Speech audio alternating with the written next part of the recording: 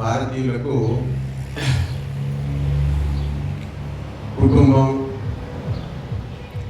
కుటుంబంలోని సభ్యులు, పిల్లలు, భార్య, భర్త వీళ్ళందరికీ కూడా మమకారం, బంధుత్వం అంటే చాలా ఇష్టం. నా కొడుకు, నా బిడ్డ, నా భార్య, నా భర్త, మా అమ్మ, మా నాన్న. ఇంకా పూర్వం వెళ్తే, ఇంకా చరిత్రలో ఇంకా వెనకాలకు వెళ్ళిపోతే ఆ యొక్క కుటుంబాలకు ఒక వంశము లేదు. వంశం, ఆ పెద్ద మనుషులకు మా వంశం అనే భావన ఉండేది. మా వంశం చాలా గొప్పది, మా కులం చాలా గొప్పది, మా వంశంలో అంతా మంచి వాళ్ళే పుట్టాలి, గొప్పవాళ్ళు పుట్టాలి, మా వంశం గురించి అందరూ తెలుసుకోవాలి, మా గోత్రంలోని మనుషులే అంతటా ఉండాలి, వాళ్ళే రాజ్యం చెయ్యాలి అనే భావన ఉండేది. అంటే వాళ్ళ వంశానికి కీర్తి ప్రతిష్టలు రావాలి, వాళ్ళు ధర్మాత్ములు కావాలి, ధార్మికులు కావాలి, గొప్పగా రాజ్యాలు పరిపాలించాలి, ధర్మాన్ని పాటించాలి అనేటువంటి భావన ఉండేది. అందుకు వాళ్ళు పిల్లల్ని కనేవారు, సంతానాన్ని కనేవారు, సంతానాన్ని చదివించేవారు. రాజులు వీళ్ళంతా కూడా వారి సంతానాన్ని ఋషుల వద్దకు, మునుల వద్దకు తీసుకెళ్ళి, మా వంశంలో పిల్లలు పుట్టారు, వారికి మంచి వేదము, శాస్త్రము నేర్పించండి, సంస్కారవంతులను చేయండి, వీడు ఈ భూమిని పాలించాలి, చక్రవర్తి రాజు కావాలి నా కొడుకు, సమస్త భూమండలంలో ధర్మాన్ని స్థాపన చెయ్యాలి అనేటువంటి భావన ఉండేదండి. రఘువంశం అని చెప్పాం. రాముడి యొక్క వంశము రఘువంశం. అంటే ఆడిన మాట తప్పరు. ఒక మాట ఇచ్చారు అంటే ఆ ఇచ్చినటువంటి మాట కోసమే బతుకుతారు, దానికోసమే చేస్తారు, దానికోసమే తింటారు, దానికోసమే తాగుతారు, దానికోసమే లేస్తారు, దానికోసమే పడుకుంటారు, దానికోసమే జీవిస్తారు. అంటే ధర్మము, సత్యమే శ్వాసగా బతికేటువంటి వంశము ఆ యొక్క రఘువంశము అని చెప్పారు. రఘువంశం అంటే ఎందుకు గొప్పది? ఏం గొప్పది అంటే ప్రతి సంవత్సరం ఒక 10 మేకలు కోసుకొని వాళ్ళేం తినలేదు, బంధువులందరినీ పిలిపించి బీర్లు, విస్కీలు తాపి నేను చాలా గొప్ప ఫంక్షన్లు చేశాను, గొప్ప పార్టీలు చేశాను అని అందరి ముందు చెప్పుకొని వాళ్ళు ఏం తిరగలేదు. రాముడు కూడా తిని తాగి అన్నీ చేసి ఉంటే ఈ రోజు వరకు మనము రాముని గుర్తు పెట్టుకునే వాళ్ళం కానీ కాదు. అంటే నిరంతరం వారి జీవితం ఏంటంటే ధర్మస్థాపన జరగాలి, ధర్మం అనేటువంటిది ఈ భూమి మీద అంతటా విస్తరించాలి, దానికోసమే మనం బతకాలి, మన సంపదలన్నీ కూడా ధర్మం కోసం ఖర్చు పెట్టాలి, దానం ధర్మము కోసమే మన సంపద, మన భోగమంతా, మనకున్నటువంటి ఆస్తులు, ఐశ్వర్యాలు, ఆవులు, బంగారము, నగ, నట్ర, వజ్రాలు, వైడూర్యాలు, రాజ్యము, ఇవన్నీ దేనికోసం అంటే త్యాగం కోసం అని చెప్పారు. త్యాగాయ సంవృతార్థానాం అంటే ఆ యొక్క రాముడు, కృష్ణుడు వాళ్ళ వంశాల దగ్గర కొన్ని కోట్ల సంపద ఉండేదండి. ఎంత ఇచ్చినా కానీ తరిగిపోనంత సంపద వాళ్ళ దగ్గర ఉండేది. భగవంతుడు ఎందుకు ఇచ్చారు వాళ్ళకి అంత సంపద? ఎందుకు ఇచ్చారు? రామునికి ఎందుకు ఇచ్చాడు? కృష్ణునికి ఎందుకు ఇచ్చారు అంటే, బాబు మీరు ధార్మికులు నాయన, మీ వంశాలు, మీ కుటుంబాలన్నీ కూడా ధర్మాత్ములు, సత్యవంతులు, యోగులు, తపస్సులు, తాపసికులు, మీరంతా కూడా మీకు డబ్బు పిచ్చి లేదు, మీకు ఎంతసేపు అయినా కానీ ధర్మం పిచ్చే, ప్రజల పిచ్చే, సేవ పిచ్చే మీ అందరికీ కూడా.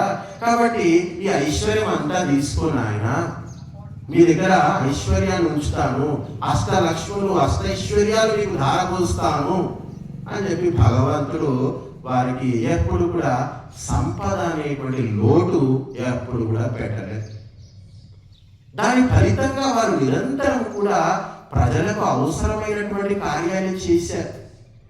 వేద విహితమైనటువంటి జీవితాన్ని మనస వాచ కర్మణ త్రికరణ శుద్ధిగా పుట్టినప్పటి నుంచి చనిపోయేంత వరకు వారు దాన్ని ఆచరిస్తూ బతికారు. అందుకే రాముడు సాక్షాత్తు ధర్మానికి గనక కాళ్ళు చేతులు తలకాయ మెడ ఉంటే ఎట్లా ఉంటాయ్యా బాబు అని అంటే సాక్షాత్తు రామునిలాగా ఉంటాయి. విగ్రహవాన్ ధర్మ అంటే సాక్షాత్తు రాముడు ధర్మానికి విగ్రహం అంట. ధర్మానికి కనుక ఒక ఆకారం కనిపిస్తే ఎట్లా ఉంటాడు అంటే అచ్చం రామునిలాగా ఉంటాడు. అంటే వేదములో చెప్పినటువంటి సమస్త ఆచార వ్యవహారాలతో ఒక మనిషిని పెంచి పోషిస్తే తయారు చేస్తే ఆ మనిషి ఎట్లా ఉంటాడు అంటే రామునిలా ఉంటాడు. ఏదో టైంపాస్కు నవలు రాసుకోవడానికి వాల్మీకి రామాయణం రాయలేదండి. చాలామంది నవలలు రాస్తూ ఉంటారు. మీరు ఆంధ్రాకి వెళ్తే నవలలు రాసే రచయిత్రులు చాలామంది ఉంటారు. పిచ్చి బాగుంటుంది. అక్కడ నవలలు చాలా చదువుతారు. ఎంతో మంది ఎన్నో నవలలు రాశారు, ఎన్నో కావ్యాలు రాశారు సంస్కృతంలో గొప్ప గొప్ప పండితులు. కానీ రామాయణానికి మించినటువంటి కావ్యాన్ని ఇంతవరకు ఎవడు రాయలేదు. గుర్తుపెట్టుకో, ఎవడు ఏ కావ్యం రాసినా దానికి ఆధారం ఈ రామాయణమే. అందుకే ఆది కావ్యము అని చెప్తున్నారు. అంత పని కట్టుకొని తపస్సు జపము అన్నీ వదిలేసుకొని ఆ పుస్తకాలు ముందు పెట్టుకొని వాల్మీకి ఆ రామాయణాన్ని ఎందుకు రాశాడు, ఏం అవసరము, ఆ కావ్యం రాస్తే వచ్చేదేముంది, 4 పైసలు వస్తాయా, ఆయనకి ఏమన్నా 1,00,000 రూపాయలు జీతం ఇస్తారా ఎవరైనా వాల్మీకి గారికి చెప్పండి, మరి ఎందుకు రాశాడు కూర్చొని అంటే ప్రతి సామాన్యునికి కూడా ధార్మికమైనటువంటి స్పృహ కలిగించారు. ధర్మం పట్ల ప్రతి వ్యక్తికి అవగాహన కలిగించారు. అలా కలిగించాలి అంటే సామాన్యులంతా కూడా శాస్త్రాలు చదివి ధర్మ సూక్ష్మాలు ధర్మ మర్మాలు తెలుసుకునేటువంటి స్థాయి సామాన్యులకు ఉండదండి. సంస్కృతం చదివే జ్ఞానమే ఉండదు. సంస్కృతమే చదవరాదు వాడికి ఎట్లా తెలుసుకుంటాడు ధర్మం గురించి. మరి ధర్మం యొక్క సూక్ష్మాలు మర్మాలు అన్నీ కూడా వేదాల్లో ఉపనిషత్తుల్లో దర్శనాల్లో వేదాంగాల్లో ఉన్నాయి. మరి అవన్నీ సామాన్యుడికి ఎట్లా అర్థం కావాలి అంటే సామాన్యుడు ఎప్పుడూ కూడా చదివి నేర్చుకోడు, చూసి నేర్చుకుంటాడు. గుర్తుపెట్టుకోండి, సామాన్యులంతా కూడా ఎట్లా నేర్చుకుంటారండి, చదువు రాకుండా చాలా మంది నేర్చుకుంటారు. ఎట్లా నేర్చుకుంటారు అంటే ఎదుటి వాళ్ళను చూసి వారి యొక్క నడవడిని వారి యొక్క ఆచారాన్ని వారి యొక్క వ్యవహారాలను చూసి సామాన్యులు నేర్చుకుంటారు.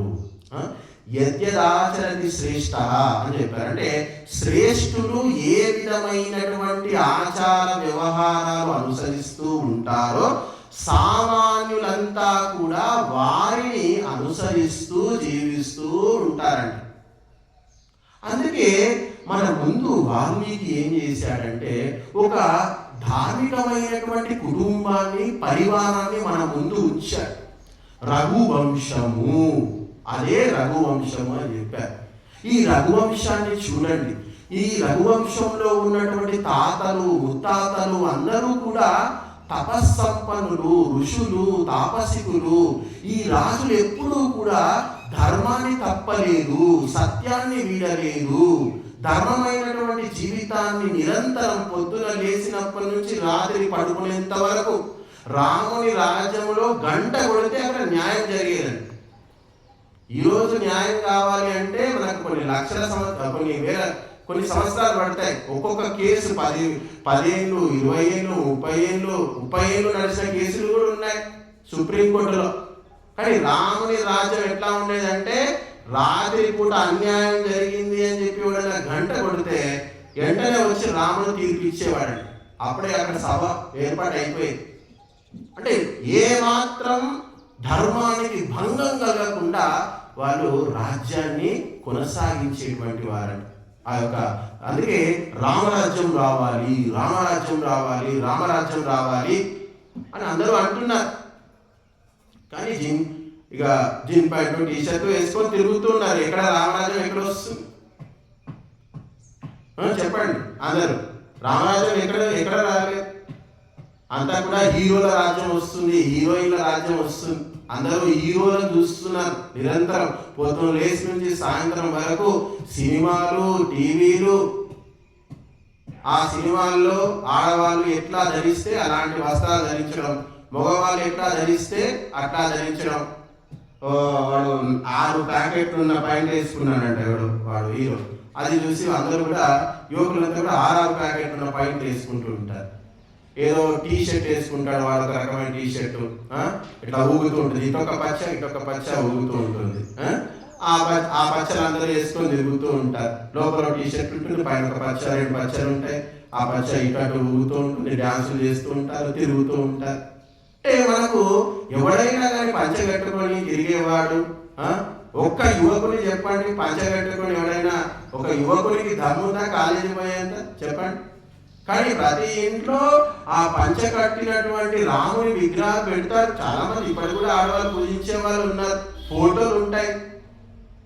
కానీ మనం చెప్పేది ఒకటి, చేసేది ఒకటి, కనిపించేది ఒకటి, ఆచరించేది ఒకటి. ఎట్లా ఫలితం ఉంటుంది మనకు? అందుకనే మన పిల్లలంతా కూడా మనకు కాకుండా పోయారు. ఏమైపోయారు? అందరూ చదువుకున్నారు, సంపాదిస్తున్నారు. కానీ ఎవరో ఆ తల్లిదండ్రుల దగ్గర ఉండే పరిస్థితి లేదు. కట్టగట్టుకుని అందరూ అమెరికాకు, ఆస్ట్రేలియాకు, యూరప్కు, సౌదీకి అందరూ అంతటా వెళ్ళిపోయారు. ఎందుకంటే ధర్మం అనేది వదిలిపెట్టాం కదా. దశరథుడి దగ్గర రాముడు ఉన్నాడు, భరతుడు ఉన్నాడు, 4 కొడుకులు ఆయన దగ్గరనే ఉన్నారు.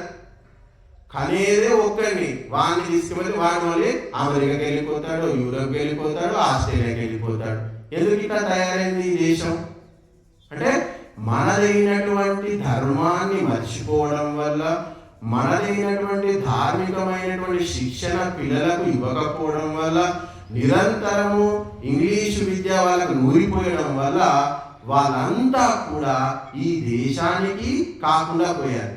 పుట్టినటువంటి భూమికి వాడు సేవ చేయడు, కన్నటువంటి తల్లికి వాడు సేవ చేయడు, పెంచినటువంటి తండ్రికి కూడా వాడు సేవ చేయడు. చూడండి ఎంత దారుణంగా ఉందో పరిస్థితి. ఒక ధర్మాన్ని మరిచినందుకు వాడు కేవలము ఒక ధన పిశాచిలాగా తయారైపోయారు. అందరూ ఏం చేస్తున్నారు పోయి అక్కడ అంటే పొద్దున్న లేచి నుంచి సాయంత్రం వరకు గాంగీలాగా పనిచేస్తాడు, లక్షలు పోగేస్తాడు. ఇంత చేసి సాధించింది ఏంటంటే ఆఖరికి బ్యాంకు బ్యాలెన్స్ పెంచుకోవడం తప్ప వారి జీవితంలో సాధించింది ఏమీ ఉండదు. ప్రేమ ఉండదు, మమకారం ఉండవు, మమతలు ఉండవు, ముచ్చట్లు ఉండవు, మాటలు ఉండవు, మంచి ఉండదు, చెడు ఉండదు, ఆపదికి ఉండడు, సంపదికి ఉండడు, దేనికి పనికిరాడు వాడు. అంటే కేవలం డబ్బు సంపాదించడానికి మాత్రం పనికొస్తాడు. అంతే ఒక మిషన్, ఒక యంత్రం. అంటే ధార్మికమైనటువంటి స్పృహ లేనటువంటి వ్యక్తులంతా కూడా యాంత్రికంగా యంత్రాల్లాగా మారిపోతారు. గుర్తుపెట్టుకోండి. ఎందుకు సంపాదిస్తున్నాము అని ఎవరికి ఏమీ తెలియదు. సంపాదించి చివరిగా సాధించింది ఏమిటి అని లెక్కలేసుకునేటువంటి జ్ఞానం కూడా ఎవరికి లేదు. 1,00,000 కోట్లు తల్లిదండ్రులు సంపాదించారు. మళ్ళీ ఆ 1,00,000 కోట్లు సంపాదించడానికి పిల్లలందరినీ విమానాలు ఎక్కించారు. వాళ్ళు పోయి అక్కడ ఉన్నారు, వీళ్ళు ఇక్కడ ఉన్నారు. అంతిమంగా మిగిలింది ఏముంది చెప్పండి? వీడు చనిపోతే వీడి శవం 2 రోజులు మురిగిపోతుంది. ఆ యొక్క ఫ్రిడ్జ్లో పెట్టిన తర్వాత 3వ రోజు వచ్చి వాడు అంత్యక్రియ చేస్తాడు. వాడు వస్తాడు. అది కూడా వాడికి సమయం ఉంటే వచ్చి చేస్తాడు. అది వానికి 3-4 లక్షల జీతం ఉంటే వాడు కూడా రాడు. మరి ఎందుకంటే తక్కువ జీతం ఉంటేనే వస్తాడు. అది కూడా ఎక్కువ జీతం ఉంటే వాడు రాలేడు. కాబట్టి ఆఖరికి మిగిలింది, నీ దురాశకు మిగిలింది ఏముంది? నీ దురాశ దుఃఖానికి చేటైంది. ఆఖరికి నీ కన్న కొడుకే నీకు కాకుండా పోయాడు, నీ పరివారం నీకు కాకుండా పోయింది, నీ జీవితం ఆఖరికి వీళ్ళంతా ఏమైపోతారు అంటే వీళ్ళ ఆస్తి అంతా అమెరికా ట్రాన్స్ఫర్ అయిపోతుంది. అక్కడ అమెరికాలో ఇల్లు కట్టుకుంటారు, అక్కడే ఉంటారు. అమెరికా అధ్యక్షుడు ఎవరు చెప్పండి? ట్రంప్ అని చెప్తారు, అంతే కదా? ట్రంప్. ఉపాధ్యక్షుడు ఎవరు? ఉపాధ్యక్షుడు తెలియదా? జేడి వాన్స్, ఉపాధ్యక్షుని పేరు జేడి వాన్స్ అంటారు. అయితే జేడి వాన్స్ యొక్క భార్య పేరు ఏమిటి? సునీత వాన్స్. అంటే ఆమె ఒక ఇండియన్, మన దేశం నుంచి వెళ్ళింది, వాళ్ళిద్దరు ప్రేమించారు, పెళ్లి చేసుకున్నారు. అయితే ఈ జేడి వాన్స్ ఒక స్టేట్మెంట్ ఇచ్చాడు, ఒక పెద్ద వివాదాస్పదమైనది అమెరికా. నా భార్య నాకు అన్ని విధాలుగా అనుకూలంగా ఉంటుంది, చక్కగా నాకు సహకారం అందిస్తుంది, ఏదో ఒక రోజు తన మతాన్ని మార్చుకుంటుందని నేను భావిస్తున్నాను అంటాడు. ఇన్ని చేసింది కదా, ఏదో ఒక రోజు ఆమె బాప్టిజం అంటే క్రైస్తవం తీసుకుంటుంది నా భార్య ఏదో ఒక రోజు అని నేను నమ్ముతున్నాను, ఆమె తీసుకుంటుంది అని చెప్పి నేను గట్టిగా నమ్ముతున్నాను అని చెప్పి పెద్ద స్టేట్మెంట్ ఇస్తాడు. అది పెద్ద వివాదాస్పదం అవుతుంది. చూడండి, ఎంత సంపాదించుకున్నా, ఏమి చేసినా, ఎక్కడికి వెళ్ళినా ఆఖరికి వారు వాళ్ళ మతం గొప్పదంటారు.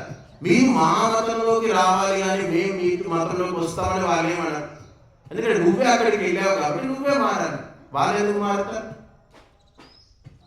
కాబట్టి అదొక వివాదాస్పదమైంది. కాబట్టి అంతిమంగా ఒరిగింది ఏముంది అంటే, నీ ఇల్లు వదులుకున్నావు, నీ దేశం వదులుకున్నావు, ఆఖరికి నీ ధర్మం కూడా వదులుకొని నువ్వు ఏమైపోయావు?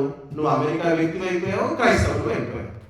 అంటే మన ధర్మం అంతా నాశనం అయిపోయి ఆఖరికి మనం ఏం చేస్తున్నామంటే వాళ్ళ మతాన్ని, వాళ్ళ దేశాన్ని అభివృద్ధి చేసి ఆఖరికి వాళ్ళ దేశంలోనే కలిసిపోతున్నాము. ఈ దేశంలో నువ్వు పుట్టినందుకు, పెరిగినందుకు దేనికి పనికిరావు, ఈ దేశానికి పనికిరావు, దేనికి పనికిరావు, ఆఖరికి అమెరికా వాడే వాడుకుంటాడు నేను. కాబట్టి మన భారతదేశంలో ఉన్న తల్లులందరూ అమాయకులే, పాపం ఏమీ తెలియదు వాళ్ళు. డబ్బులు వస్తున్నాయని చెప్పి ఇంగ్లీషులు చదివించి అందరినీ ఆస్ట్రేలియాకు, అమెరికా పంపుతున్నారు. డబ్బులు వస్తున్నాయి, కానీ డబ్బుల కంటే విలువైనటువంటి నీ కొడుకు నీకు కనపడకుండా పోతున్నాను ఎవరు అనుకోవట్లేదు. అర్థకామేశ్వసక్తానం ధర్మజ్ఞానం విధీయతే. అర్థము కామము, ఈ రెండు పిచ్చి ఉన్నోనికి ఏం జరుగుతుందో ఏం అర్థం కాదండి. అంతిమంగా ఏం మిగిలిందిరా అంటే వాడికి ఏం అర్థం కాదు, వాడు ఏం చెప్పలేడు. అంటే డబ్బు పిచ్చి, కామం పిచ్చి ఇవి రెండు ఉండకూడదంట మనిషి. ఇవి రెండు ఉన్నటువంటి మనిషికి అసలు అంతిమం ఏమిటి? ఏది మనిషి జీవితాన్ని తరింపజేస్తుంది, ఏది మనిషి జీవితానికి భద్రతనిస్తుంది అనేటువంటి భావన, ఆలోచన వారికి ఏమీ కలగదంట. డబ్బు తీసుకుంటే ఇక డబ్బు కోసం ఏదో చేసుకుంటూ వెళ్ళిపోతూనే ఉంటాడు. అంతిమంగా వారికి మిగిలింది ఏమిటి, వచ్చింది ఏమిటి అనేటువంటిది ఏమీ ఆలోచించలేడు. కానీ మన ధర్మము అది కాదండి, భారతీయ ధర్మము అది కాదు. అంతు బలాయకు సక్కుచు బల అంటే అంతిమ విజయం కావాలి, అంతిమంగా విజయం సాధిస్తేనే అది విజయం. ఇన్ని రోజులు సాధించిన విజయం కాదు, నువ్వు చనిపోయినప్పుడు విజయం సాధించాలి, మళ్ళీ పుడితే కూడా అది విజయంతోనే ఉండాలి. మరి దానికి ఏం చెయ్యాలి అంటే ధర్మము, అర్థము, కామము, మోక్షము, ఈ 4 సాధించే విధంగా మన జీవితాన్ని ప్లాన్ చేసుకోవాలి అంట. కేవలము అర్థాన్ని మాత్రమే సంపాదించుకోవడానికి జీవితాన్ని వృధా చెయ్యకూడదు అని చెప్తున్నారు. అన్ని రుణాలు తీర్చుకుంటేనే మంచి గతులు వస్తాయి, మంచి జీవితాలు వస్తాయి. వచ్చేటువంటి జన్మ కూడా నాకు చక్కగా ఉండాలి, ఉన్నత కులంలో పుట్టాలి, గొప్ప కులంలో పుట్టాలి, ధార్మికుడి కావాలి, మోక్షం పొందాలి, కనీసం స్వర్గమైనా పొందాలి అని ఎవరు ఆలోచించట్లేదు. భారతీయుల జీవితము, జీవన విధానము, ఈ శాస్త్రాలు అన్నీ ఎందుకు పెట్టారా బాబు అంటే ఉన్నటువంటి జీవితంలో సుఖం పొందాలి, సుఖంగా ఉండాలి ఉన్న జీవితం.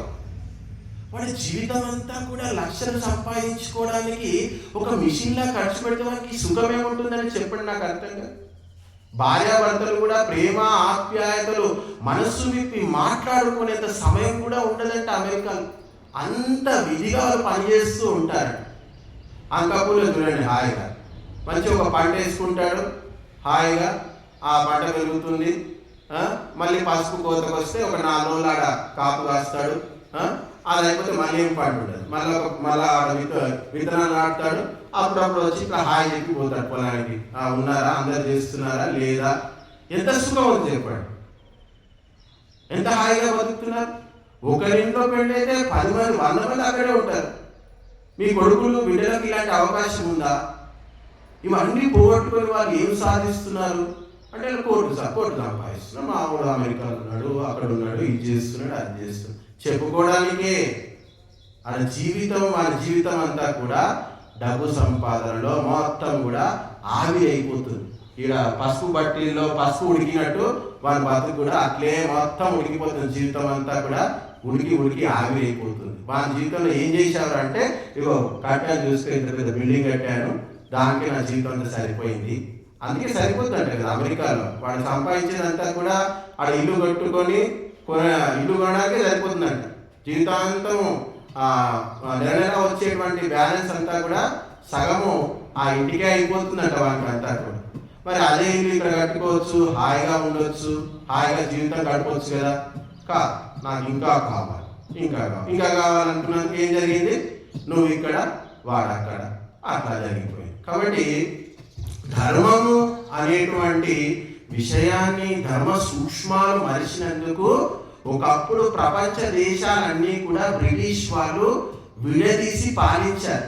ఇప్పుడు వాళ్ళు ఏం చేస్తున్నారు తెలుసా, మన కుటుంబాలు విడదీస్తున్నారు. ఒకప్పుడు ఈ దేశాన్ని లాగారు, దేశాన్ని ముక్కలు చేశారు. ఇప్పుడు మన దేశంలో మన కుటుంబాలను ముక్కలు చేస్తున్నారు. నీ కొడుకులను నీ కాకుండా చేస్తున్నారు, నీ బిడ్డను నీ కాకుండా చేస్తున్నారు. నీ బంధువులు, నీ అన్న, నీ చెల్లి, నీ తమ్ముడు ఎవరు కూడా కాకుండా పోతాడు. ఇంగ్లీష్ చదువుకున్న తర్వాత చెట్టుకొకడు పుట్టకొకడు. వాడు ముంబైలో పనిచేస్తాడు, వాడు చెన్నైలో పనిచేస్తాడు, వాడు కాశ్మీర్లో పనిచేస్తాడు, వాడు కలకత్తాలో పనిచేస్తాడు. వాడు చదువుకున్న తర్వాత రేపు ఎక్కడ ఉంటాడో వానికే తెలియదు. ఇంగ్లీష్ మీడియం చదువుకున్న విద్యార్థి చదువుకున్న తర్వాత ఎక్కడ ఉంటాడో వానికి తెలియదండి. వాళ్ళ తల్లిదండ్రులకైతే అస్సలే తెలియదు. అలాంటి జీవితము ఈరోజు అట్లా గడిచిపోయింది. ఎక్కడ రఘువంశము, ఎక్కడ రాముడు, ఎక్కడ అయోధ్య, ఏమి జీవితము, ఏమి డిగ్రీలు, ఏమి చదువులు, ఎటు పోతున్నారు, ఏం చేస్తున్నారు. కాబట్టి ఇదంతా కూడా ఒక దుష్ట నీతి. ఆ దుష్ట నీతి ఈరోజు మన దేశం మీద పనిచేస్తూ ఉంది. ఈ దేశంలో మేధావులు ఉండకూడదు. ఈ మేధావులందరినీ కూడా ఏం చేయాలి, నేను వాడుకోవాలంటే వీళ్ళంతా కూడా ఇంగ్లీష్ వాళ్ళలాగా తయారు కావాలి, ఇక్కడ ఇంగ్లీష్ విద్య రావాలి అని వాళ్ళు ప్లాన్ చేశారు. అందరికీ ఇంగ్లీష్ నేర్పించారు. ఇంగ్లీష్ నేర్పించిన తర్వాత ఇంగ్లీష్ ఇక్కడ విలువ ఉంటుంది, విదేశాల్లో ఉంటుంది. కాబట్టి ప్రతి ఒక్కరు కూడా విదేశాలకు వెళ్ళిపోతూ ఉన్నారు. రిజర్వేషన్లు పెట్టారు. మేధావులంతా కూడా చదువుతున్నాడు, 90% వస్తుంది, మనకు జాబు రాదు. చచ్చినట్టు ఏం చేయాలి, వాళ్ళు వెళ్ళిపోవాలి. ఓసీ జనరల్ ఉంటే వాళ్ళకి ఎక్కడ వస్తుంది, రాదు. జనరల్ ఉద్యోగం రాదు కాబట్టి, ఏది రాదు కాబట్టి పెద్ద పెద్ద చదువులో ఏం చేస్తాడు, విదేశాలకు వెళ్ళిపోతాడు. కాబట్టి ఈ దేశంలో ఉన్నటువంటి మేధావులంతా కూడా మొత్తం ఇప్పుడు అమెరికాలో, కెనడాలో, ఆస్ట్రేలియాలో, యూరోప్ కంట్రీస్లో చేరారు. అక్కడి నుంచి కూడా ఇప్పుడు వీడియోలు పెట్టి చెప్తూ ఉన్నారు రకరకాల విషయాలు. కాబట్టి ఈ దేశంలో ఉన్న చోటనే, ఉన్న దగ్గరనే సుఖంగా, శాంతిగా, హాయిగా, ఆనందంగా ఎప్పటి వరకు ఉండేవారంటే, ఈ దేశంలో అగ్నిహోత్రము జరిగినంత వరకు ఈ దేశంలో ఉన్నటువంటి కుటుంబాలు అన్నీ కూడా హాయిగా, ఆనందంగా ఉండేవంట. అగ్నిహోత్రము చేస్తున్నంత కాలము కుటుంబాలు విచ్ఛిన్నం కాకుండా హాయిగా ఉండేటువంటి వాడు. అందరూ భార్య, భర్త, తల్లి, తండ్రి అందరూ అదుపులో ఉండేవారు. కలిసిమెలిసి ఆహారాన్ని పంచుకొని తినేటువంటి సాంప్రదాయము మన దేశంలో ఉండేది అని చెప్పారు. కాబట్టి ఎప్పుడైతే అగ్నిహోత్రం యొక్క సాంప్రదాయం పోయిందో, దానము, ధర్మము, పరోపకార చింతన పోయి కేవలం స్వార్థమే ప్రతి మనిషి యొక్క నరాన జీర్ణించుకొని పోయిందో, ప్రతి ఒక్కడు నేను సంపాదించాలి, నేను బాగుపడాలి, నా జీవితం బాగుండాలి, నేను అందరికన్నా కోటీశ్వరులు కావాలి, లక్షాధికారులు కావాలి అని అందరూ అనుకుంటున్నారు, భావిస్తున్నారు. లక్షల కోట్లు ఎన్నైనా సంపాదించు, నీకెవడొచ్చి దండం పెట్టడు, నీ కాలు నొక్కడు. గుర్తుపెట్టుకోండి. ప్రతి ఇంట్లో ఈరోజు ముఖేష్ అంబానీ ఆస్తి ఎంత తెలుసా మీకు? ఎంత ఉంటుంది చెప్పండి? 9 లక్షల నుంచి 10 లక్షల కోట్లు. 9 నుంచి 10 లక్షల కోట్లు. మరి ఒక్కడైనా ముఖేష్ అంబానీ విగ్రహానికి మొక్కుతాడా? ఎవడైనా ముఖేష్ అంబానీ విగ్రహాలు పెట్టుకుంటాడా? చెప్పండి.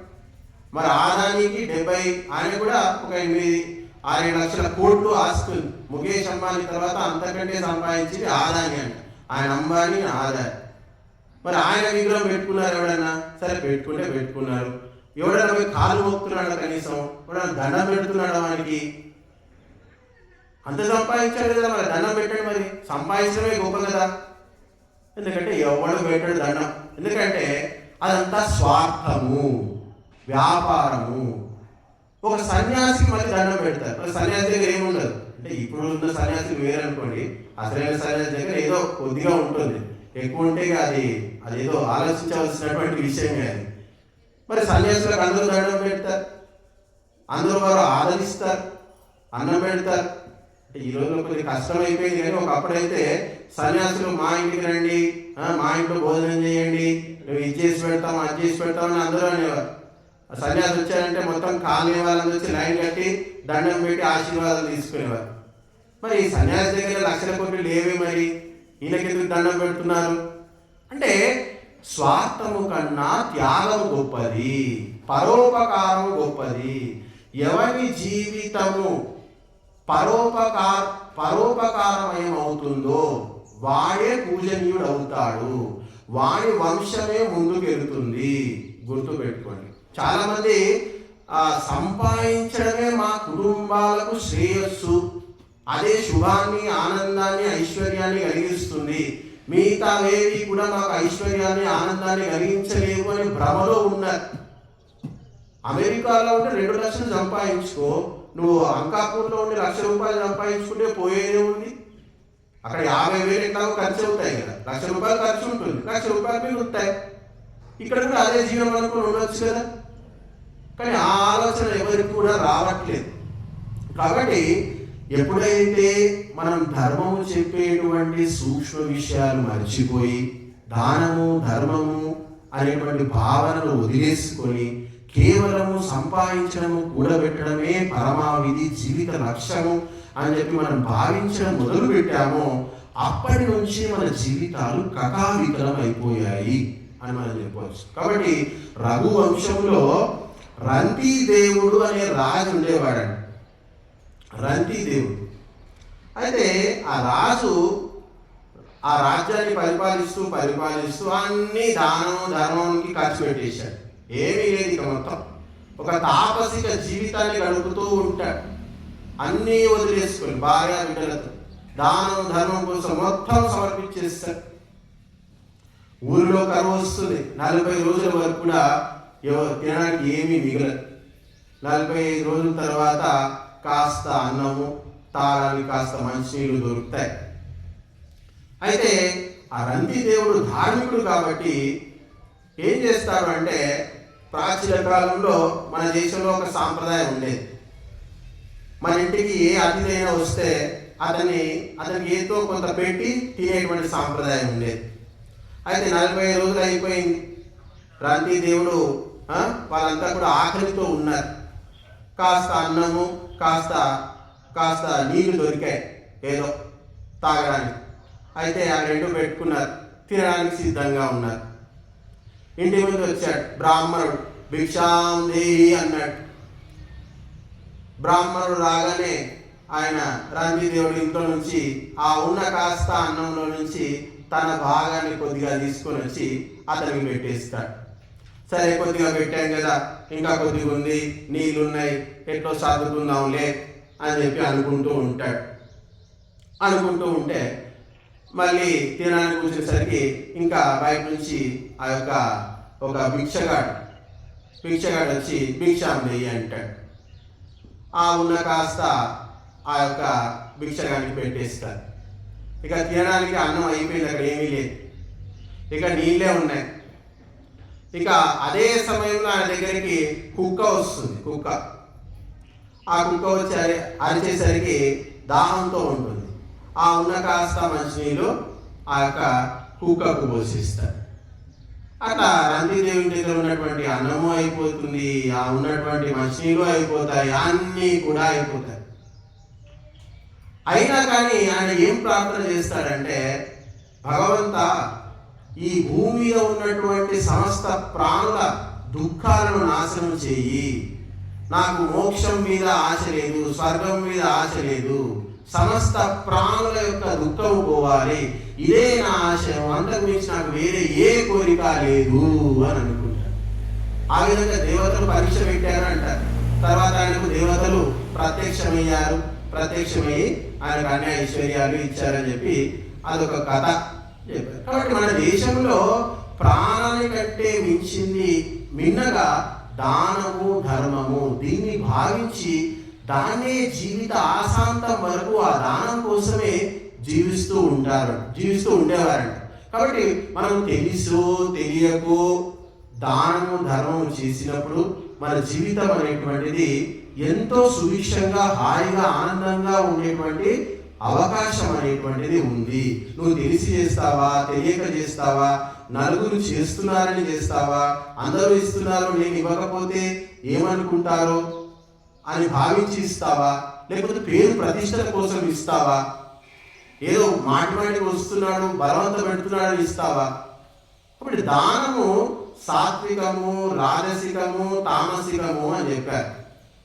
ఈ యొక్క సాత్విక దానం ఏమిటి అంటే, దానము అనేటువంటిది కర్తవ్యము. దానం అంటే ఏదో టైంపాస్ కాదు, అది ఆప్షనల్ కాదు, వికల్పము, ఐచ్ఛికం అంటారు. ఎగ్జామ్లో మనకు ప్రశ్నలు ఉంటాయి, 6 ప్రశ్నలు ఇస్తాను బాబు, ఎవరైనా 4 రాసుకో, 2 వదిలిపెట్టేసుకున్నా కానీ అక్కడ వాళ్ళకు ఒక ఆప్షన్ ఉంటుంది. కానీ సాత్వికులు దానాన్ని అట్లా భావించరట, ఒక వికల్పంగా భావించరట. ఇది ఖచ్చితంగా చేయవలసిందే. ధర్మము చెబుతుంది, వేదము చెబుతుంది, శాస్త్రము చెబుతుంది, దానం అనేటువంటిది ఖచ్చితంగా ఆచరించవలసినటువంటి కర్మ అని చెప్పి వాళ్ళు ఏ విధమైనటువంటి ఆశ కానీ, ఏ విధమైనటువంటి వ్యామోహము కానీ, ఏ విధమైనటువంటి ప్రత్యుపకారము ఆశించకుండా, దానికి ప్రతిగా వేరే ఏది ఆశించకుండా వాళ్ళు దానం చేస్తారంట. ఇలాంటి వ్యక్తులను సాత్వికులు అని చెప్తారు. ఈ దానమే శ్రేష్టము అని చెప్పారు. ఇక రాజసికులు ఉంటారు, 2వ రకం వ్యక్తులు. వీళ్ళు ఏం చేస్తారంటే, వీళ్ళకు దానం ఇస్తే నాకేం లాభం వస్తుంది, నాకెంత పేరు వస్తుంది, వీళ్ళకు దానం ఇస్తే నాకేమన్నా ప్రతిగా ఇస్తారా, వీళ్ళ ఆశ్రమంలో నాకేమన్నా పదవి ఇస్తారా, ఈ సొసైటీకి ఈ కులానికి నేను దానం చేస్తే నన్ను ఈ సొసైటీ మెంబర్ చేస్తారా, అధ్యక్షుని చేస్తారా, అయితే ఒక 3 రూపాయలు ఇస్తా, నాకు సభ్యత్వం ఇవ్వండి. అట్లా చాలా విషయాలు వచ్చాయి నా దగ్గర, నేను చూశాను. అట్లా సభ్యత్వం కోసం, పదవి కోసం ఈరోజు మీరు చూడొచ్చు, రాజకీయ పార్టీలకు కంపెనీలు కోట్ల రూపాయలు విరాళంగా ఇస్తున్నాయి. ఫండ్స్, కార్పొరేట్ ఫండ్స్ అంటారు వారు. ఆ కార్పొరేట్ ఫండ్స్ ఇచ్చినందుకు ఆ యొక్క పరిశ్రమలు పెట్టుకోవడానికి ప్రభుత్వము వాళ్ళకు 1000 ఎకరాల భూమిని కారు చౌకగా కట్టబెడుతున్నది. బాబు నీకు పెద్ద కంపెనీ కదా, ₹1,00,000 కంపెనీ కదా, 1,000 కోట్లు మా పార్టీ ఫండ్ ఇవ్వు బాబు, ఇస్తే మీకు వెంటనే శాంక్షన్ చేసేస్తాము. ఇట్లా దాన్ని ఏమంటారు కదా, క్విడ్ ప్రో అట. అది కాంగ్రెస్ ప్రభుత్వంలో క్విడ్ ప్రో అంటే నీకేమి ఇస్తా నాకు నువ్వు ఏదో ఒకటి, అంటే పరస్పర లాభంతో వాళ్ళ డీలింగ్స్ అన్నీ జరుగుతూ ఉంటాయి. రాజకీయంలో అన్ని డీలింగ్స్ కూడా ఇరువైపులా కూడా లాభాపేక్షతోనే జరుగుతూ ఉంటాయి. ఆ విధమైనటువంటి లాభం చేస్తూ ఉంటారు చాలా. అంటే ఏదో స్వార్థంతో ఇవ్వడము, ఏదో ఫలాపేక్షతో చేస్తూ ఉండడము, పేరు ప్రతిష్టల కోసము ఈ యొక్క ధనం అనేటువంటిది వాళ్ళంతా కూడా ఇస్తూ ఉంటారు. దీనంతా కూడా ఏమంటారంటే రాజసికమైనటువంటి దానము అని చెప్పారు. ఈ రాజసికమైనటువంటి దానము చేయడం వల్ల మనిషికి ఉన్న జీవితంలో ఖచ్చితంగా పేరు అనేటువంటిది వస్తుంది. అందులో ఏ విధమైనటువంటి మనకు సందేహం అక్కర్లేదు. చాలా మంది మన ఊళ్ళో కూడా పెద్ద పెద్ద ఫ్లెక్సీ పెట్టారు, రూపాయికి వైద్యము, ఇలాంటివి అలాంటివి చూస్తూ ఉంటాం చాలా మంది. అన్నదానము, అన్నసత్రము, ఇది అని చెప్పి వినాయక చవితి మండపాల ముంగట మొత్తం ఇక్కడ పేరు రాసుకుంటారు. మండపంలో కార్యకర్తలు వాళ్ళ ఫోటోలు, వాళ్ళవి వీళ్ళవి అన్నీ ఎవరెవరు ఏం చేశారు అన్నీ పెద్దగా వేసుకుంటూ ఉంటారు. ఇదంతా కూడా చూపించుకోవడానికి చేసేటువంటి కార్యం. సహజంగా వారికి భగవంతుడి మీద భక్తి, శ్రద్ధ ఏమీ ఉండవు. ఇప్పుడు తల్లి, అరే నీకు 10 సంవత్సరాలు 15 సంవత్సరాలు రోజు వండి పెట్టారా, నాకేమి ఇస్తామని తల్లి ఎప్పుడైనా అడుగుతుందా?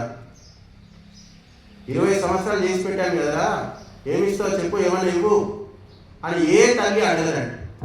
అందుకే తల్లి అంటే అందరికి ఇష్టం. తల్లి అంటే అంత ఈజీగా అందరూ ఇష్టపడుతున్నారంటే తల్లి ఎంతో పోగొట్టుకుంది సంసారం కోసం. తల్లి ఒళ్ళో కూర్చోబెట్టుకుంటుంది, రోజు ముద్దాడుతుంది, వాడిని ఆడిస్తుంది, పాడిస్తుంది. 1 రోజు అయిపోయింది, 2 రోజులు అయిపోయింది, 3 రోజులు అయిపోయింది, రోజు ముద్దులు ఇస్తుంది, ఆడిస్తుంది, పాలన చేస్తుంది. అన్నం పెట్టట్లేదు. ఎవరైనా ప్రేమిస్తారా చెప్పండి? ఏ కొడుకైనా అన్నం పెట్టని అమ్మను ఎవరైనా ప్రేమిస్తాడా? గుర్తుపెట్టుకోండి. పెట్టొద్దని చెప్పండి, మీరు కావాల్సి చూసుకోండి. తల్లిని ఒక వ్యక్తి ప్రేమిస్తున్నాడు, ఆప్యాయతతో ఆదరిస్తున్నాడు అంటే పుట్టినప్పటి నుంచి చనిపోయేంత వరకు అది చేసి పెడుతుంది. కేవలం ముద్దులు పెట్టడము, ముద్దాడము, ప్రేమ చూపెట్టడము, తీయని మాటలు మాట్లాడటమే కాదు తల్లి. అక్కడ రుచికరమైన భోజనం మనకి వండి పెడుతుంది కాబట్టి మనకి తల్లి అంటే ఇష్టం. అందుకే చంటి పిల్లవాడిని తీసి మగవాని ఒళ్ళో పెడితే ఏడుస్తాడండి. కానీ అదే వాడిని తీసుకెళ్ళి ఆడవాళ్ళ ఒళ్ళో పెడితే వాడు ఏడుపు మొత్తం ఆపేస్తాడండి. వచ్చాడు, ఇంకేం పాలు ఇస్తుంది, అమ్మ దగ్గరికి వచ్చేసాము, పాలు దొరుకుతాయి, మనకి ఒక భరోసా అంట. కాబట్టి ఇచ్చేవానికే ఇక్కడ విలువ ఉంది. ఇచ్చేవాడిని అందరూ కోరుకుంటారు. ఇచ్చేవానితో ఈ యొక్క ప్రపంచం ఇవ్వడంతో నడుస్తుంది, దానంతో నడుస్తుంది. దానము లేకుండా ఈ ప్రపంచంలో ఒక్క జీవి కూడా బతకదండి. తల్లిదండ్రుల రక్త మాంసాలు ధారపోస్తే అక్కడ పిండం తయారవుతుంది. మళ్ళీ అక్కడ పెంచి పోషిస్తే వాడు పెరుగుతున్నాడు, చదివిస్తే చదువుకుంటున్నాడు. బాబు నువ్వు దానంతో పెరిగినావు నాయన, అందుకే నువ్వు దానం చెయ్యి, యజ్ఞం చెయ్యి. యజ్ఞానికి దానానికి తేడా ఏం లేదు. ఇక్కడ యజ్ఞంలో స్వాహాకారం అంటూ మనం ఆవుతులు వేస్తాం, మీరు అందరూ చూశారు. అక్కడ చేసే ప్రక్రియ స్వాహాకారం అంతా దానమే. యజ్ఞానికి ఇంకొక రూపమే దానము అని చెప్పారు. కాబట్టి దానాన్ని నీ కడుపులో వేస్తే నీ శరీరం ఏం చేస్తుంది? ముందుకెళ్తుంది. అదే దానాన్ని కుండంలో వేస్తే ఈ బ్రహ్మాండం అనేది ముందుకెళ్తుంది. కాబట్టి యజ్ఞము బ్రహ్మాండాన్ని నడిపిస్తుంది. నీ కడుపులో వేసేటువంటి అన్నము నీ శరీరాన్ని నడిపిస్తుంది అని చెప్పారు. కాబట్టి పిండంలో వేస్తేనేమో అది నీ శరీరాన్ని నడిపిస్తుంది. బ్రహ్మాండంలో వేసేటువంటి ఈ యొక్క ఆవుతి, ఈ యొక్క కుండంలో వేసేటువంటి ఈ యొక్క ఆవుతి ఈ ప్రపంచాన్ని, బ్రహ్మాండాన్ని అంతటిని కూడా నడిపిస్తుంది అని చెప్పారు. కాబట్టి సమస్త ప్రాణులకు ఈ యొక్క యజ్ఞంలో వేసినటువంటి ఆవుతి ప్రపంచంలో ఉన్నటువంటి సమస్త ప్రాణులు పీల్చుకుంటున్నాయి. నీ దగ్గర ఒక చిన్న పిప్పర్మెంట్ ఉంది, చాలా తీయగా ఉంది. అది నువ్వు ఎంతమందికి ఇవ్వగలుగుతావు? 2 ముక్కలు చేస్తావు, 3 ముక్కలు చేస్తావు, 4 ముక్కలు, 5 ముక్కలు, 6 ముక్కలు అనుకున్నావు, 8 ముక్కలు. అందరికీ ఎక్కువ చేయలేం కదా. ఎట్లా చేసుకుంటూ కూర్చుంటాం, చాలా చిన్నగా అయిపోతుంది. 8 మందికి ఇస్తాం. కానీ అదే ఆ యొక్క చక్కెర ముక్కలు తీసుకెళ్ళి ఒక చెంబు నీళ్ళు వేసేసి బాగా కలుపు. ఆ నీళ్ళలో ఏం చేస్తుంది? కరిగిపోతుంది. ఆ నీళ్ళు తీర్థం ఎంతమందికి వస్తుంది? 10 మందికి పోయి ఎంతమందికి పోతుంది? అది ఒక 20 మందికి, 30 మందికి పోతుంది. 30 మందికి అంటే నువ్వు అది సూక్ష్మమైన కొద్దీ ఎక్కువ మందికి విస్తరిస్తూ ఉంటుంది. అదే చాక్లెట్ తీసుకెళ్ళి, అదే పిప్పర్మెంట్ తీసుకెళ్ళి నువ్వు అగ్నిలో వేసి 500 మందికి వెళ్తుంది. ఎట్లా వెళ్తుందంటే ఆ నీటి కన్నా సూక్ష్మము గాలి కాబట్టి ఆ గాలి ద్వారా అందరూ దాన్ని పీల్చుకుంటారు. ఒకే ఒక మిర్చి ఒకటి తింటే వానికే కడుపులో వస్తుంది. కానీ అది దాని యొక్క పోపులో వేస్తే అక్కడ ఉన్న వాళ్ళందరూ పీల్చుకుంటారు. కాబట్టి అగ్నికి దానము చేసినటువంటి సంపద నీకు ఎన్నో రెట్ల పుణ్యాన్ని ఇస్తుంది. అందుకే నీ యొక్క ధనాన్ని అగ్నిహోత్రానికి దారపోయండి, అగ్నిహోత్రానికి సహాయం చేయండి, అగ్నిహోత్రానికి డబ్బు ఇవ్వండి. నెయ్యికి, సామాగ్రికి, వనమూలికలకు మనకు దానం ధర్మం వస్తే మనం విశేషంగా చేయవచ్చు.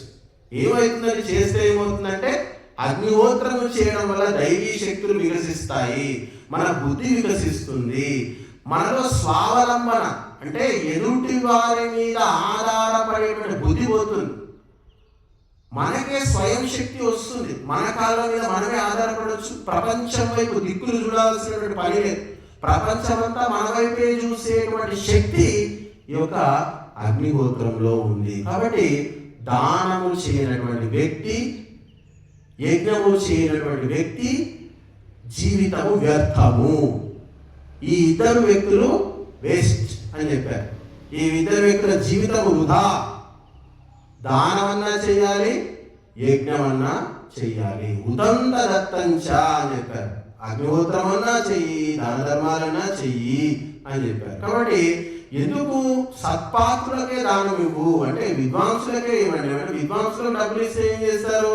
ధర్మకార్యాలు చేస్తారు, యజ్ఞం చేస్తారు, దానం చేస్తారు, ఉన్న వాళ్ళకు లేని వాళ్ళకి ఇస్తారు.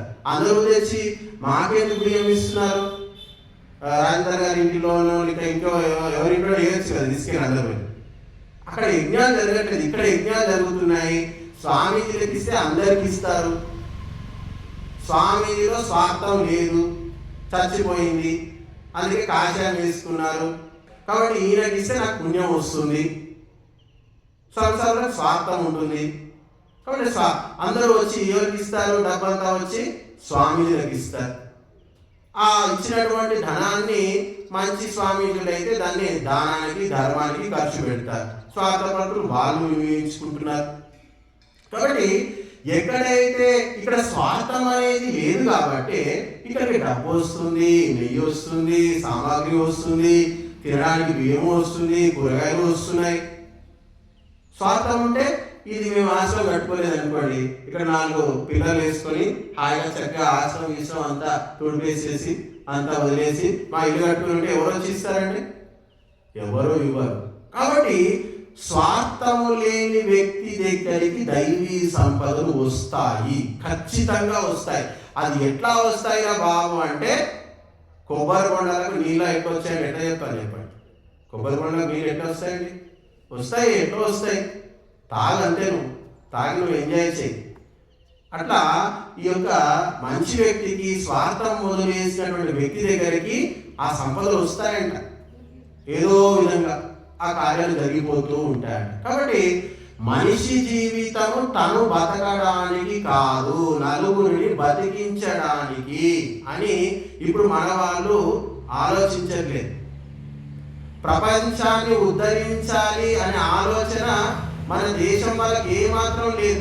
ప్రపంచాన్ని శాసించాలి, ప్రపంచాన్ని నడిపించాలి, ప్రపంచానికి బోధించాలి, ప్రపంచానికి మార్గం చూపించాలి అనేటువంటి ఆలోచన ఈరోజు మన వాళ్ళకి మొత్తం పోయింది. మనం ప్రపంచం వెనక పరుగులు తీయాలి. ఏమన్నా ఎట్లా మాట్లాడుతున్నావు? అంత సొసైటీ ఎట్లా పోతుంది, ఆ సమాజం ఎట్లా పోతుంది తెలియదా? చేసుకో, ఇంగ్లీష్ చదువుకో, ఇంగ్లీష్ నేర్చుకో, జిమ్ ప్యాంట్ వేసుకో, టీషర్ట్ వేసుకో, కోట్ వేసుకో, కారు కొనుక్కో, మందు తాగు, విస్కీ తాగు. అందరూ ఎట్లున్నారు సమాజంలో? మా గురుగారి దగ్గరికి మొన్న ఒక రైతు వచ్చాడు, ఎవరు ఆ మధ్య సంవత్సరం క్రితం. స్వామి మామూలు చెప్పు స్వామి. ఏం చెప్పాలి? ఎవరు చూస్తే బాగానే ఉన్నాడు కదా, వాడు బాగలేడు స్వామి, వాడు తాగుతలేడు, తింటలేడు. అందరూ చూడండి స్వామిజీ ఎంత బాగా తాగుతున్నారు, తింటున్నారు. మనకి ఎంత చెప్పినా కానీ వింటలేడు స్వామీజీ. మనకు కొంచెం తాగమని చెప్పండి, తినమని చెప్పండి. మా గురుజీ దగ్గరికి వచ్చి ఇలాంటి మాటలు చెప్తున్నారు. మా గురువు గారు ఏంటో బాబు వాడు సరిగ్గానే ఉన్నాడు, వాడు తాగట్లేదు, తినట్లేదు, వాడు మంచి వ్యక్తి ఇక అట్లనా వాడు తీసుకుని వెళ్ళిపోయాడు. మళ్ళీ కనిపించలేదు, ఇంతవరకు కనిపించలేదు. అలాంటి వాళ్ళు కావాలండి ఇప్పుడు వాళ్ళకి. అంటే ఏది మంచి, ఏది చెడు, ఏదో వానికి పూర్వజన్మ సంస్కారం ఉండుండొచ్చు ఆ అబ్బాయికి. వాడు తింటా అలాంటి కులంలో పుట్టి, అలాంటి ఇంట్లో పుట్టి కూడా వాడు తినకుండా తాగకుండా అంత నిష్టగా ఉంటున్నాడంటే వాడిలో ఎంత మంచి, ఎంత గొప్ప సంస్కారాలు ఉండాలి. కానీ ఆయనకు ఆ రైతుకు ఏంటో తెలియదు. ఎందుకంటే ఎప్పుడు కూడా సత్సంగంలో పాల్గొనలేదు కదా. పొద్దున్న లేస్తే పొలము, సాయంత్రం లేస్తే సాయంత్రానికి మందు, పొద్దున పొలం. ఇవి రెండే విషయాలు. వేరే ఏ విషయాలు మనకు అంకాపుల్లో ఇంకా వేరే విషయాలు ఏముంటాయి చెప్పండి? తాగడము, ప్యాకాటము, పండుగలకు తినడము, పూజలు అయితే పోయి అక్కడ భోజన టైంకి తినడం, అంతకుమించి ఏం తెలుసు వాళ్ళు? ధర్మము దేశం అని తెలిసి ఈరోజు ఊర్లో ఉన్న యువకులు సంతానం అంతా వాళ్ళ దగ్గరే ఉండేది. కానీ మాకు అంతా తెలుసు, మీరు మాకు చెప్పాల్సిన అవసరం లేదు. మా జీవితంలో మేము 3 అంతస్తులు బంగ్లాలు కట్టుకున్నాము, అన్నీ కట్టుకున్నాము, మీరు మాకు చెప్పేయడం ఏంటి? అసలు మీ దగ్గర నేను రావడం ఏంటి? నా దగ్గర 5 కోట్ల ఇల్లు ఉంది, 10 కోట్ల ఇల్లు ఉంది, నీ దగ్గర నేను ఎందుకు వస్తాను? నాకేం అవసరం? నీ దగ్గర 10 కోట్ల ఇల్లు ఉండొచ్చు అన్నాడు, కానీ నీ కొడుకే నీ దగ్గర లేడు కదా. నీ సంపద నీదంతా కూడా రేపు నీ భవిష్యత్ ఏంటి? దాని భవిష్యత్ ఏంటి? ఎవడు అనుభవిస్తాడు? ఎవడు తింటాడు? నీ వంశం ఎడిపోతుంది, ఏమవుతుంది? ఏమి అవగాహన లేదు. పాపం సంపాదించుకోవడము, పసుపు అమ్ముకోవడము, ఇంతే తెలుసు, ఏమీ తెలియదు. కానీ అన్నీ మాకు తెలుసు, మాకంతా తెలుసు, మాకు ఎవరు చెప్పాల్సిన అవసరం లేదు, మాకంటే జ్ఞానం ఎవడు లేదు, మాది ఆదర్శ గ్రామము అని అంటున్నారు అందరూ కూడా. ఇది ఆదర్శం అయితే అంకాపురం ఆదర్శం తీసుకుంటే లోకంలో మన దేశంలో యువకులే మిగిలేదు. అంకాపురం కనుక ఆదర్శం తీసుకుంటే ప్రతి ఇంట్లో యువకులంతా పోతే ఈ దేశం ఏమవుతుందండి? దేశాన్ని ఎవరు రక్షిస్తాడు చెప్పండి? అందరినీ అమెరికా పంపించావు, ఆస్ట్రేలియా పంపించావు, అందరు పోయి సౌదీలో అక్కడ జాబులు చేస్తున్నారు. ఏం చేస్తే చైనా వాడు వచ్చి దండయాత్ర చేస్తాడు, ఉన్నది పోతుంది, అంతా పోతుంది. కాబట్టి రాజ్యము యువకులతో నడుస్తుంది, దేశము యువకులతో నడుస్తుంది. సంసారం కావాలంటే మరి యువకులే కావాలి. కానీ ఆ యువకులు, ఆ యువతులు అందరూ కూడా ఈరోజు దేశాన్ని, మన తరము మన దగ్గర ఉండట్లేదు. అంటే వీళ్ళు ఒక కేవలము కోళ్ళ ఫారాల్లో కోళ్ళు పెంచుకొని అమ్ముకున్న చందంగా భారతీయ తల్లిదండ్రుల యొక్క జీవన విధానం అయిపోయింది. వాడు ఏం చేస్తాడు? ఎందుకు పెంచుతాడంటే మార్కెట్లో రేట్ వస్తుంది, కిలో ఎంతకు వస్తే అది అమ్ముకుంటామని పెంచుకున్నాం. జీతం ఎక్కడికి వస్తే అక్కడ పంపిస్తాం, అందుకే తయారు చేసినాం, మనం పెంచింది అందుకే. ఏడా జీతం ఎక్కువ వస్తే అక్కడ పంపేయడానికి మనం పెంచాము అన్నట్టు ఈ వీళ్ళందరికీ కూడా తయారైపోయింది. ఎందుకంటే వీళ్ళకి చెప్పేవాళ్ళు లేరు, ఎవరు చెప్పలేరు వాళ్ళకు. పాపం ఏది వాళ్ళు పని చేసుకున్నారు, పొలంలో వెళ్ళి పని చేసుకున్నారు, చదువుకోలేదు, ధర్మం యొక్క సూక్ష్మం తెలియదు, మర్మం తెలియదు, జీవితం యొక్క అంతం తెలియదు. దాని ఫలితంగా ఈరోజు వాళ్ళ జీవితాలే అంతమైపోవడానికి వచ్చేసాయి. కాబట్టి ధర్మము లేనటువంటి ధనము మనిషి యొక్క అధోగతికి కారణమవుతుంది. మనిషి అధోగతి పాలవడానికి ప్రధానమైనటువంటి కారణము ధర్మాన్ని విడిచి సంపాదించేటువంటి ధనము అని చెప్పారు. బ్యాలెన్సింగ్ గా ఉండాలి, ధర్మము, అర్థము, కామము అని చెప్పారు. అంటే ఈ యొక్క అర్థము, కామము తక్కెడలో ఒకవైపు పెడితే ఇంకొక వైపు తక్కెడలో ధర్మాన్ని పెట్టాలంట. ఈ అర్థకామాలు ధర్మంతో సరితూగాలి. ఆ సరితూగే విధంగా జీవితాన్ని బ్యాలెన్స్ చేసుకోవాలి. అలా చేసుకున్నప్పుడే ఆ జీవితానికి ఒక అర్థము, ఒక పరమార్థం అనేటువంటిది మనకు వస్తుంది, కలుగుతుంది అని చెప్పారు. కాబట్టి ఏది ఎక్కువైనా, ధర్మం ఎక్కువైతే ఏం పర్లేదు, కానీ అర్థకామాలు ఎక్కువైపోతేనే జీవితం కష్ట నష్టాల్లో పడిపోతుంది. కాబట్టి ఈరోజు అంకాపురం కాదు, చాలా గ్రామాల్లో, నిజామాబాద్లో చాలా గ్రామాల్లో జనాలకు చాలా విషయాల పట్ల అవగాహన లేదు. ఈ నిజామాబాద్ కావచ్చు, వరంగల్ కావచ్చు, కరీంనగర్, ఈ జిల్లాల్లో జనాలకు చాలా అమాయకత్వం అనాలో, దాని మూర్ఖత్వం అనాలో, చదువులేని తరం అనాలో తెలియదు, కానీ చాలా అమాయకత్వం ఉంది ఈ 3 డిస్టిక్లు.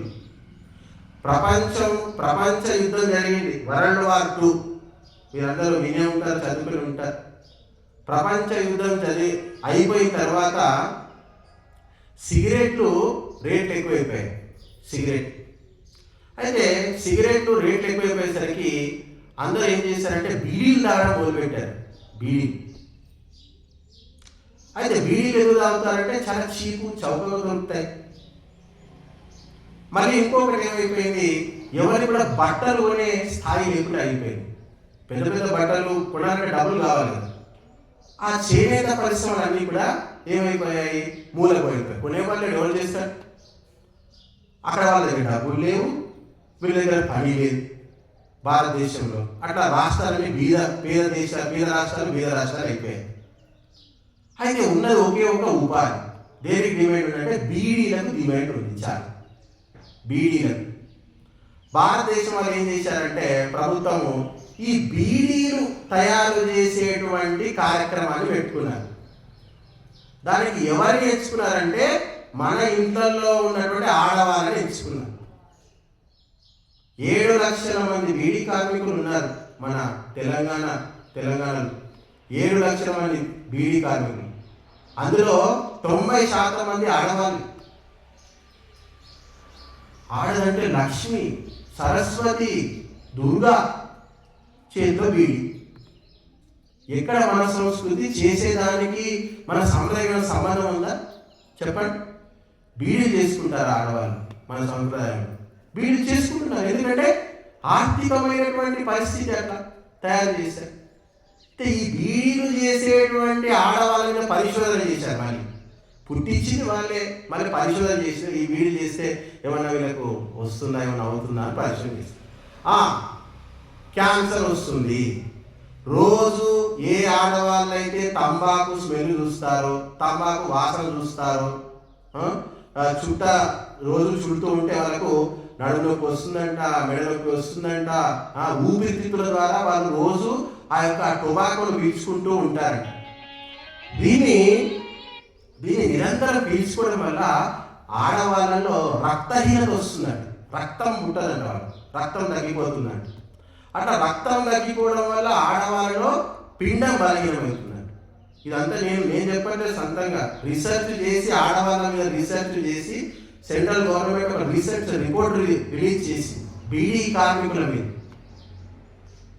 ఆ యొక్క గర్భంలో ఉన్నటువంటి శిశువు గర్భపాతం అయిపోతున్నాడు. మహిళల జీవితం చూడండి. వాళ్ళు సిగరెట్ తాగుతారు. పాపం సిగరెట్ తాగిన కన్నా కానీ ఈ బీడీ చుట్టే వాళ్ళు ఎక్కువ పీల్చుకుంటారండి టొబాకోలో.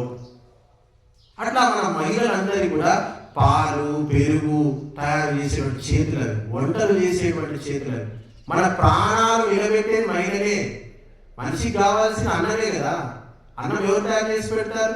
శుద్ధంగా, పవిత్రంగా, రుచికరంగా. మన ఇంట్లో ఆడవాళ్ళు తప్ప ఎవరు చేసి పెడతారు అంత శుద్ధంగా, అంత పరిశుద్ధంగా? బయట వంటలో పెట్టి వాళ్ళు వినడో మొనడో ఎక్కడో పెడుతూ ఉంటారు. అలా వంటలు చేయవలసినటువంటి ఆడవాళ్ళు బతుకు తెరువు కోసం బీడీలు చేసుకుంటూ పోతూ ఉన్నారు. ఎక్కడైతే ఒక దుర్గంధం ఉంటుందో, ఈ పొగాకు ఉంటుందో, మన శాస్త్రాలు ఏం చెప్తున్నాయంటే ఆ ఇంట్లోకి లక్ష్మి కూడా పోవడానికి అనుమానిస్తున్నాడు. పొగాకు మనం ఏం చేస్తాం? దేవుని దగ్గర బిల్వపత్రాలు పెడతాం, ఈ పత్రాలు ఆ పత్రాలు తీసుకొచ్చి పెడతాం. పొగాకు పత్రాలు పెట్టాడు మరి తీసుకొచ్చి, ఆ తంబాకు తురిగాకు పెట్టాడు. మరి ఆడవాళ్ళంటే గొప్పవాళ్ళని చెప్తున్నారు కదా, మరి వాళ్ళకి ఈ పని ఎందుకు తప్ప చెప్పారు? ఇలా మొత్తము కరీంనగర్, వరంగల్ వీళ్ళంతా ఆడవాళ్ళ పాపం ఎప్పుడు చూసినా కానీ బీడీలు చుట్టుకుంటూ ఇది చేసుకుంటూ నడుము నొప్పి, ఈ నొప్పి, నా నొప్పి, మైగ్రేన్ కూడా వస్తున్నాడు, తలనొప్పి వస్తున్నాడు, విపరీతమైన తలనొప్పి వస్తున్నాడు. ఆ టొబాకో దాన్ని ఎవరైతే పీల్చుకుంటారో రోజు పీల్చుకుంటూ ఉంటారు కదా, ఆ తంబాకు పొడి, ఆ పొగాకు పొడి పీల్చుకోవడం వల్ల వాళ్ళకు నిరంతరం కూడా ఇదైపోయి యువతులను ఎట్టి పరిస్థితుల్లో ఈ పనులు చేయించొద్దని చెప్పి కూడా వారు రాశారు. ఏ యువతులైతే పెళ్లి చేసుకోబోతున్నారో, పెళ్లి చేసుకున్న వాళ్ళు ఎట్టి పరిస్థితుల్లో కూడా తంబాకు ముట్టుకోకూడదు, పొగాకును పట్టుకోకూడదు. దానివల్ల ఆ స్మెల్ పీల్చుకోవడం వల్ల వారి యొక్క సంతాన ప్రాప్తి కూడా వాళ్ళకు ఎంతో అవరోధం ఏర్పడుతుంది అని చెప్పి వాళ్ళు రాసి పెట్టారు. ఎక్కడి నుంచి తెచ్చిపెట్టారు ఇదంతా? మన నెత్తి మీద. మన సాంప్రదాయమా, మన లెక్కనా, మన పత్రమా అంటే ఎవరికి అవగాహన లేదు. మరి ఎందుకు వచ్చింది దరిద్రము ఇదంతా అంటే ఈ అగ్నిహోత్రము లేదు, దానము లేదు, యజ్ఞము లేదు, సత్సంగము లేదు. విద్వాంసులు ఆలోచించట్లేదు స్త్రీలు ఏ పని చేయాలి, స్త్రీలు ఏ పని చేయకూడదు, స్త్రీలకు ఏ పనులు అప్పచెప్పాలి అని చెప్పి మనకు శాస్త్రాల్లో ఉంది. స్త్రీలు మాత్రమే చేయాలంటే కొన్ని పనులు, ఆ పనులు పురుషులు కూడా చేయొద్దని చెప్పారు. కానీ అలాంటి స్త్రీ జాతినందరినీ కూడా ఈరోజు ఆ బీడీలు తయారు చేసేటువంటి వనితల్లాగా తయారు చేసి వాళ్ళ జీవితాలన్నీ కూడా ఆ వచ్చిన కాస్త డబ్బులు కూడా ఆఖరికి వాళ్ళ బీమార్లకు వాళ్ళ రోగాలకు దానికి సరిపోయేటువంటి గతి ఈరోజు పట్టుకుంది. కాబట్టి ఈ బీడీలు తయారు చేయడం ఇవన్నీ మానేసుకొని కనీసం ఆ మార్కెట్ నుండి కొత్తిమీర కట్టలు అమ్ముకున్నా కానీ వాళ్ళ జీవితాలు బాగుపడతాయి.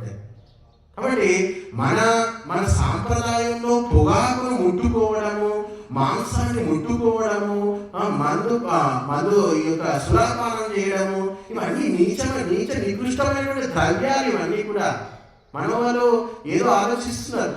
ఉత్కృష్టమైనటువంటి ద్రవ్యాలు ఏమిటి అంటే నెయ్యి, పాలు, వెన్న, పెరుగు, మజ్జిగ, మీగడ. ఆడవాళ్ళ చేతిలో ఇదే ఉండేది ఒకప్పుడు అంతా కూడా.